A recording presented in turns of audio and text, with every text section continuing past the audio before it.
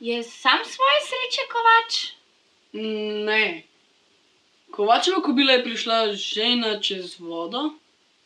O ne, spet sva nekaj pomešala.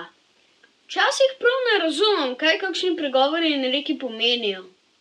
Brez skrbi. Mislim, da niti odrasli pogosto ne vedo, kaj tiči za kakšnim pregovorom ali rekom. Jim bomo pomagali? Poglej na spletno mesto in poišči meni. Pregovori in reki. Glejmo, v katerem grmu tiči zajec.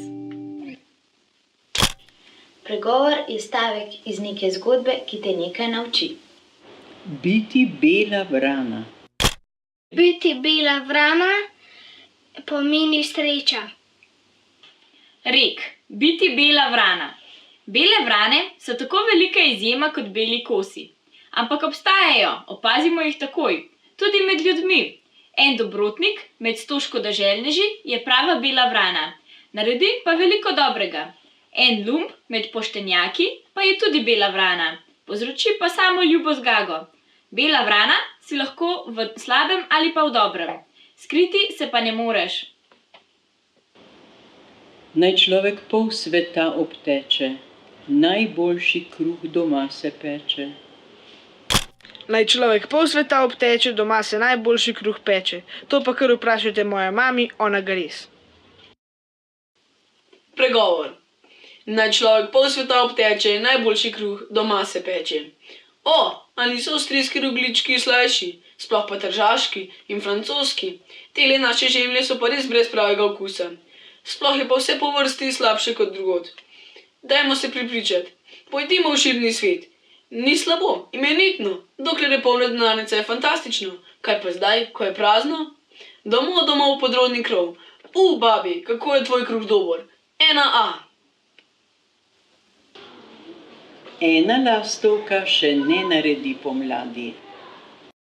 Ena lastovka še ne naredi pomladi. To pomeni, da če se ti zgodi nekaj srečnega, da ni nujno, da si pa ti srečen naprej v življenju. Pregovor. Ena lastovka še ne naredi pomladi. Ena petka v zvezku še ne pomeni odličnega spričevala. Vseeno smo je lahko veseli, saj lahko prekliče še drugo in tretjo in vse naslednje. Tako kot za prvo lastovko priletijo druge. Treba je biti optimist, ne? Izmisli si svoj fantazijski recept za palačinke. Njam. A ni rečeno, da boš kdaj slavni šef kuhinje?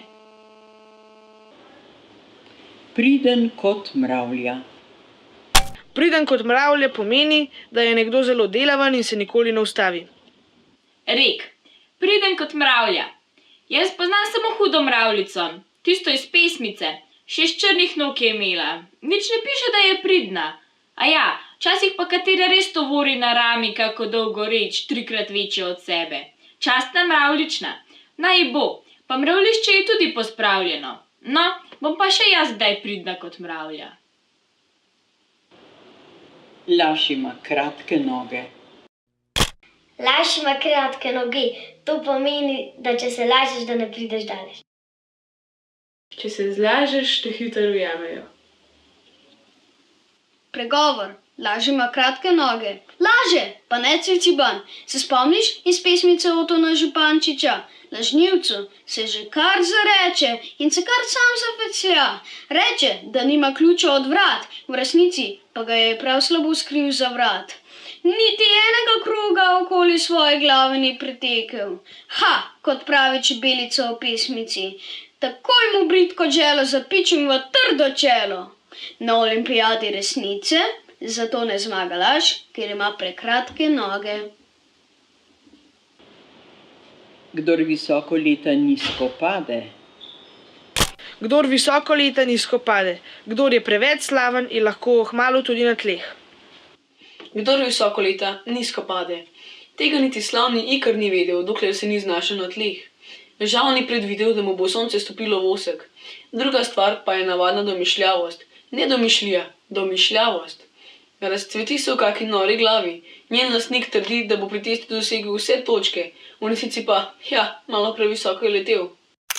Saj veš, kdor visoko leta, nizko pade.